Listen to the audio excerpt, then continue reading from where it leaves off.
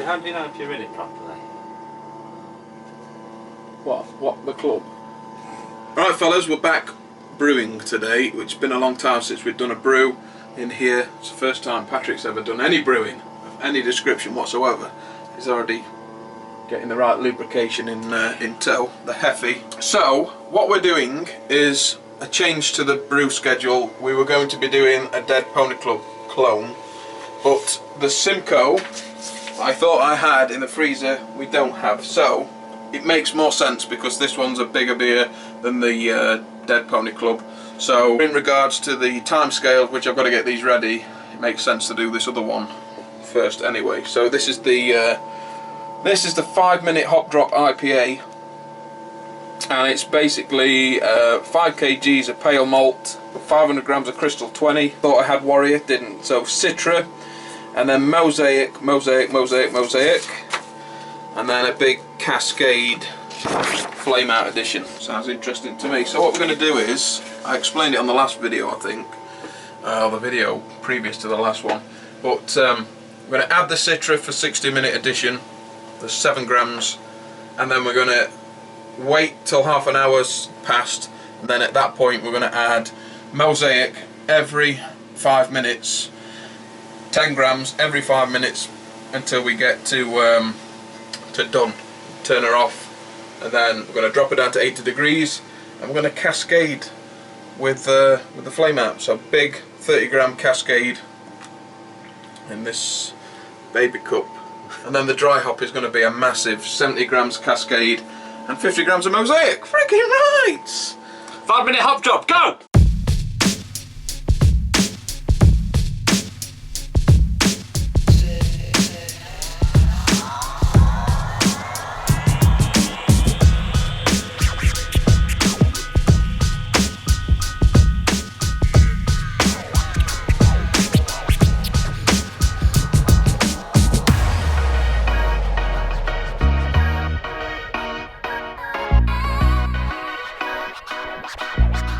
So we're going to get the mash in.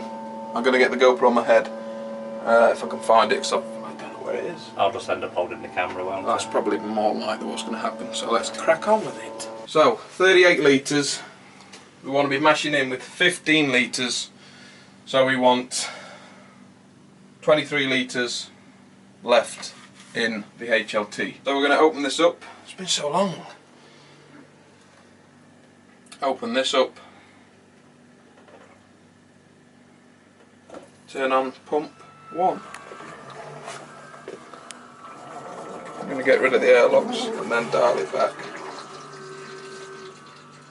So now, with the use of the dimmer switch, which we didn't have before, we can alter the power and slow down the rate in which the water flows in. You see we've got like 2 litres in already. You can monitor it with that.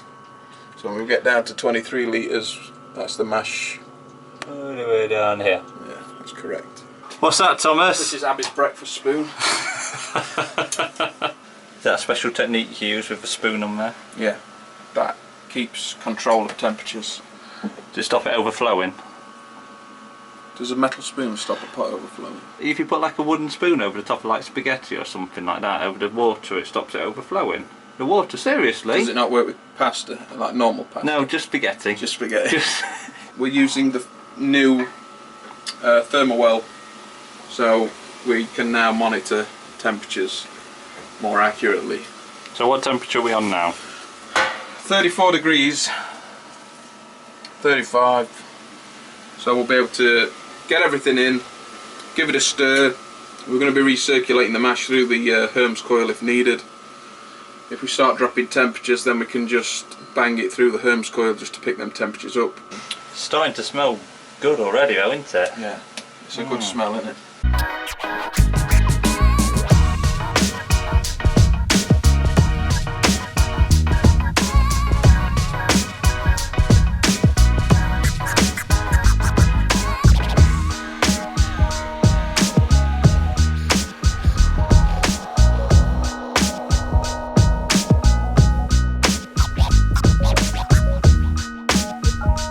Focus on the mess you've made on the floor now.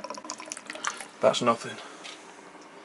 You ain't seen nothing yet. Boom, boom. But baby, you ain't seen nothing yet. Voice of an angel.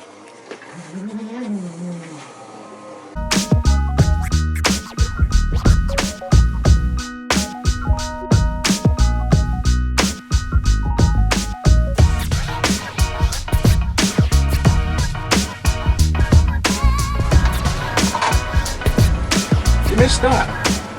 That's why I should always have the GoPro on. What did I miss? What's that? A frigging wasp. I turned the recirculation on. Tell me again. You went outside to talk to your girlfriend about this house you meant to be viewing. So you like nipped out for 2 seconds, just put the camera down as I started recirculating. And as the pressure was building up in here, a frigging wasp was coming down this pipe. Like, what the hell's happening? I just managed to catch it in here. That's the second wasp I've killed. Frigging rights to that. Wasp killer! So we're already, look, quickly bumping the mash up already. So we're 1 degree off, that's it. So 66, what I'll do now... we got 66! So what I do now is I just kill the... for now, I just kill the pump. So the water's no longer going through. Kill it! But I want to drop this down to the temps, turn off the elements just for the minute, because that's too high. I'm going to just let that drop, and then we'll not be killing enzymes in there. Or wasps. No, we're definitely killing wasps. So far the pumps are working well. I've got my sandals and socks combo, which I'm going to change for my... like a Ninja Turtle. Like a Ninja Turtle, just less cool. I'm way cooler than a Ninja Turtle. Ninja Turtle! Tom, Yeah? do you think the wasp... Tom, do you think the wasp is going to add anything to our flavour? Oh, definitely. It'll add a sting at the end.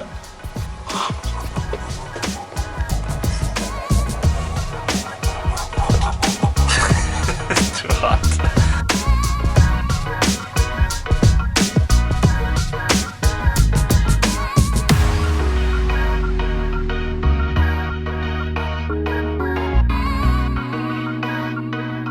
So what's happening now then, Thomas? Now we are recirculating the mash, which we haven't done here for ages. But efficiencies now will rise because the water is completely touching all the grains and it's recirculating, and we get to keep it at a constant temperature, which we couldn't before as easily as we can now, because there's no insulation apart from the bottom of this mash tun. So it gets passed through the Hermes coil and picks up the heat that it's losing.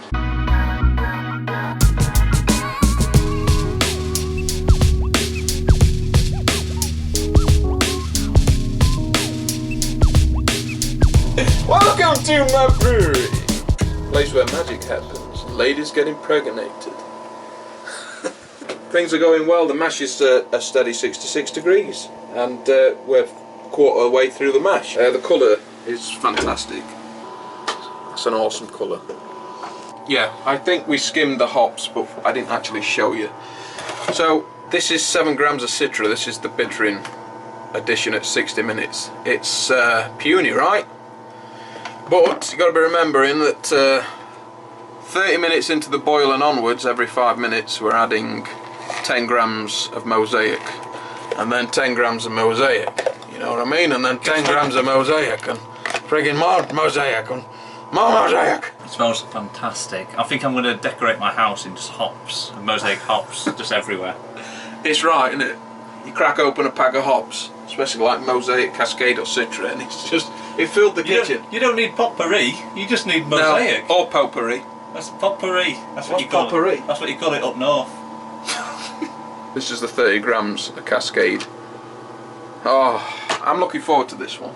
It's going to be good. But we'll be able to hold our heads up high at the wedding. Oh.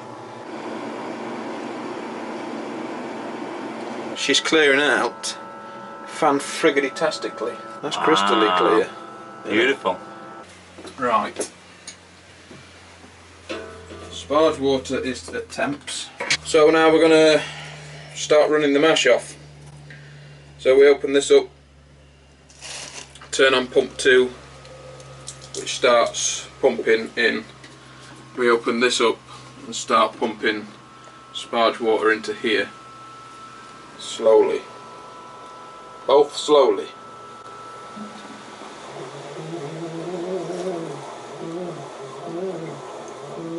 Yeah. So it's been a pleasure, and I'm sure we'll be here for the tasting of this. So Patrick's going at the crucial point of trying to get this sort of set up with the mash going in and the sparge and whatnot, but the pumps again are working so much better, so much better.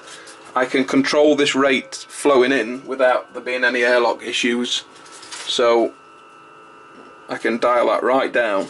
I can do the same here. Right, I'm going to say bye bye to Patrick, and we'll be back when we're in the boil pot. Right fellas, the wort is in the boil pot. I'm just going to give it one last good stir up, mix the heavier wort that we collected with the sparge water, and then we're going to take a gravity reading, a pre-boil gravity reading. Here we go.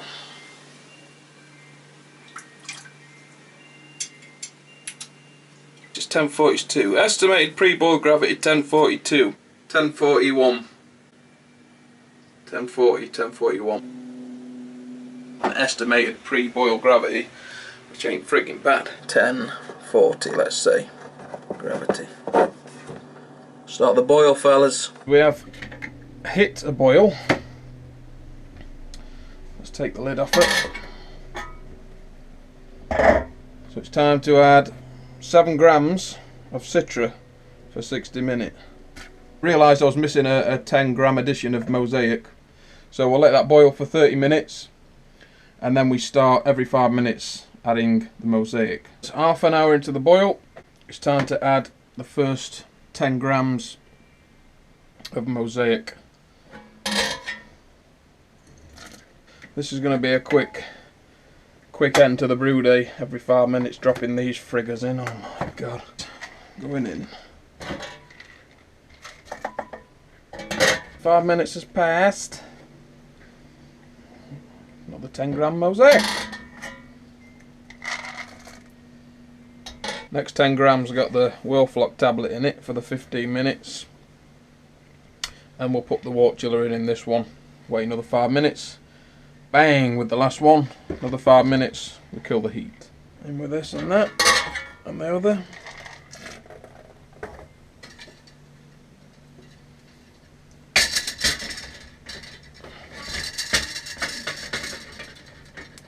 Last 5 minutes of Mosaic going in. We can kill the boil. Start recircling to bring that temp down. Get down to 80 degrees and then we'll chuck cascade in. We're at 79. We're dropping temps tonight, boys. So let's get this in here.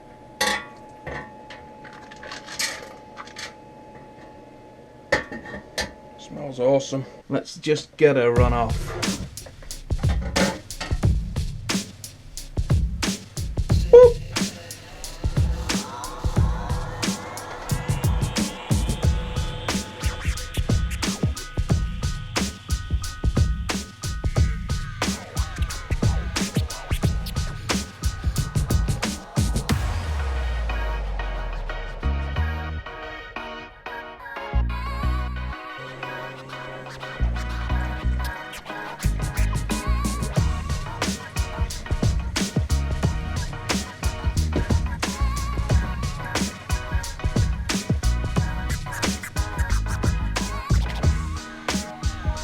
Get her to bed, and then we can have a look. Right, let's have a look what's up with this pump then. So I had an issue with the pump, and it's the next day because I just sort of put the camera down, managed to get cleaned up because it was running late. It was a late start, so we finished late. But the pump, found out had blocked. I took it to bits, and it had just got a little bit, oh, I say a little bit, there was quite a big sort of build up of hot matter in here, and it just sort of stopped it from pumping. Now this is completely my fault. I'm hoping that the ghosts of the old pumps which were plaguing us, I hope they wasn't putting a carbosh on the whole situation. But what I realised when I got in, and I was thinking about, I hope they don't block all the time, I was recirculating the water, and what you should do is recirculate and then kill the pumps to let everything settle. So everything should have settled to the bottom, and then the hot blocker would have sort of took over and worked properly. And I didn't do that. I forgot to turn the pumps off. It was recirculating right up until pitching, and of course it was still all in solution, so when I started running it through the hot blocker, it was just dragging the tiny bits of hot particle through the hot blocker at the top. Through these big holes, it would have no problem sucking it through there, instead of letting everything settle down to the bottom. And so that's why it picked up quite a bit of hop. Nevertheless, we sorted it out in the end. The pumps end up with, at least the pump isn't knackered. I thought I'd knackered it up the first time I was using it. Let's have a look at her then. She's bubbling away, fellas. Oh yeah. Oh friggin' right. So at least we've got a happy beer in there. And that's it, fellas. Oh, it smells so good in here. I've just burped the fermenter, and it just smells so tropical in here now. Right, I'm out of here. The pumps are fine. Hopefully them ghosts piss off from the next brew day. Onwards and upwards. Friggin' rights to that. It smells amazing in here. That is it, fellas. So as always, don't forget to thumb up the video because you don't want to do. Don't forget to subscribe. There's a little red button down here that says subscribe. Click it, you won't see what's coming up next. Share the video, get it out there for all to see. And until next time, I'm out of here.